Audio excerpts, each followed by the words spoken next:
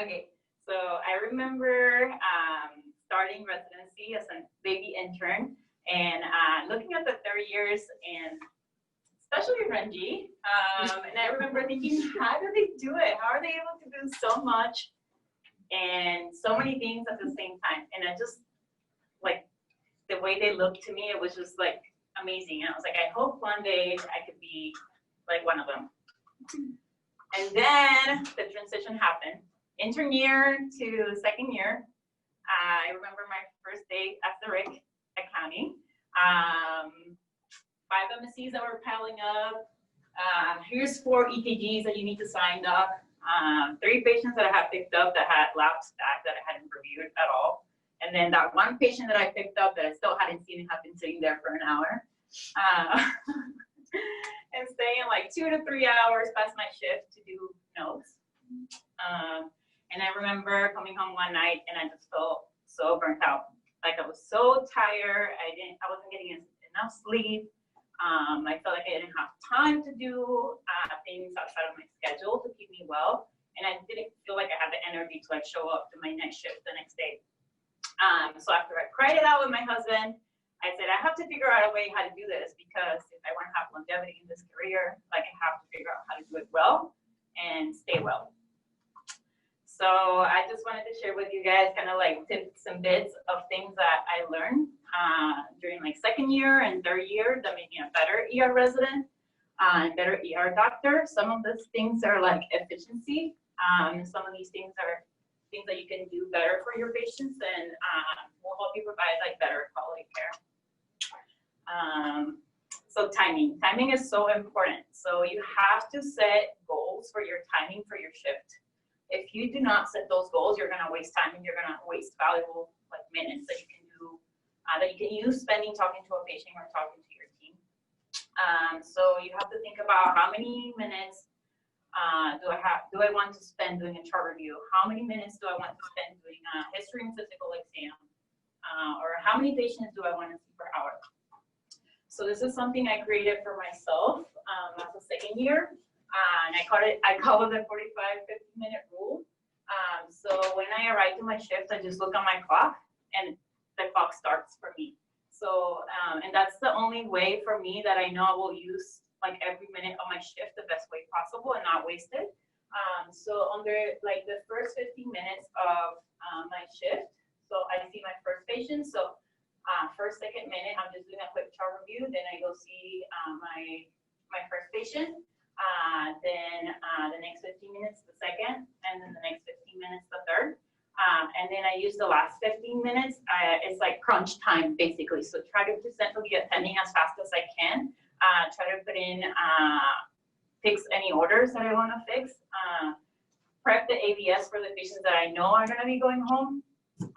Print letters for work, prescriptions, like basically do as much as I can during that 15-minute prep and then repeat every hour during the shift. Most of the time you can do this. Some of the times you're not going to be able to do that because you're going to have a coding patient that needs to be the tube, then lined up, and that's going to take you a whole hour. And you know, the usual. But if you set goals, you're more likely to use your time better in the ED. And this is one of the things I just created for myself. So mental checklists, I love these. So most of the time we learn to use them for procedures so that we do not forget a step. But I actually challenge you to go like a step further and use them for like chief complaints or anything that you do. So in my mind, like every chief complaint has a list of things that I must ask and do before I leave that room. Like I'm basically think of myself as locked in that room and until I do and until I ask and do all of those things. So for example, a GI leader, I always ask them if they had an ED, a colonoscopy, you know, do the rectal exam if I have to, or bring the computer to the blood consent right away. ACS, I have to like review the EKGs, the echoes, ask if they have cardiology follow-up. So all these things we kind of just do. But sometimes if you are seeing a lot of patients, you forget to do that in a standardized way for each patient. So that's one way for me to keep it in mind and not forget and just be more efficient and not having to go back and forth to that room to ask those things. So think of it as like a puzzle. So each chief complaint has a puzzle piece, and it's your job to complete the puzzle, right? You have to ask and do all the things for that patient in order to complete the puzzle and provide the best care possible. So tools, I think of ourselves as like a specialized handyman or handywoman. And handyman or handywoman don't just show up to the door empty-handed, right? So why should we show up to a room knowing that we're gonna need tools without our tools, right? So when I pick up, for example, like a vision complaint, I either told the nurse to give me all the things ready in the room. I write a nursing communication, I call her, or I just go get them myself, whichever one is better or faster. So like the big five for the eye complaints are like my tunnel pen, my tetra cane, visual acuity, Woods lamp, and the ultrasound. So a lot of the time I don't have to use all of them, but just having them in the room ready for me to go, if I'm gonna use them, like just makes everything way faster. And there's no point of me going to that room and waiting for a tunnel pen for 50 minutes when I could be seeing another patient during that time, right? So if you're seeing an anemic rectal bleeding patient, I bring the jelly, I bring the hemocoat card, and I bring the computer with me so I can do all those things right after my HMP. So I challenge you to use all of your tools right after your HMP to minimize the going back and forth between a patient's room. A lot of the time your patient, okay. And then a lot of the time the patient will feel like you're spending more time with them and doing a more complete exam. There we go. You're in one of our biggest nightmares. So you're like so ready to hit that discharge button, have everything back, but then you realize your patient has still not peed. I actually had a patient who had an MRI done once and read before I had a urine sample, and that's when I realized something was wrong. And I had to be better about getting urine samples from patients. So do whatever it takes to get urine samples from your patients as soon as possible.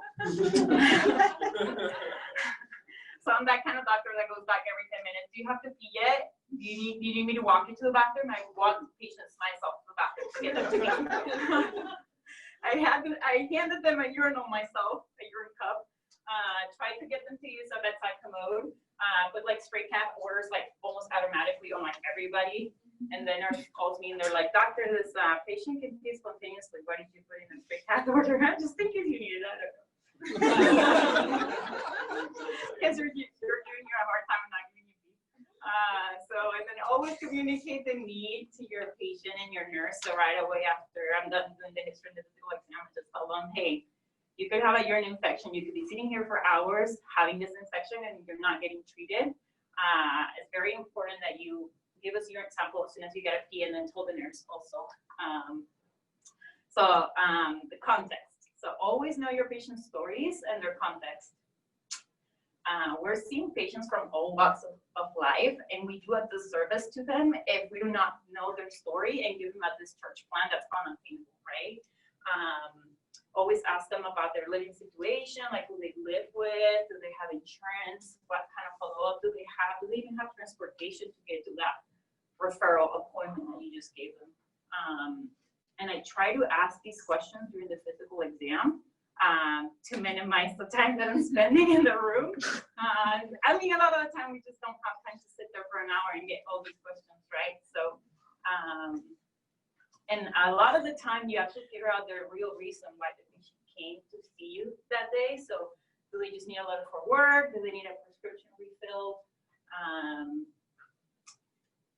I think it's very important, and you should ask those questions to do what's best for your patient and feel that need that they're coming to look for in the emergency department.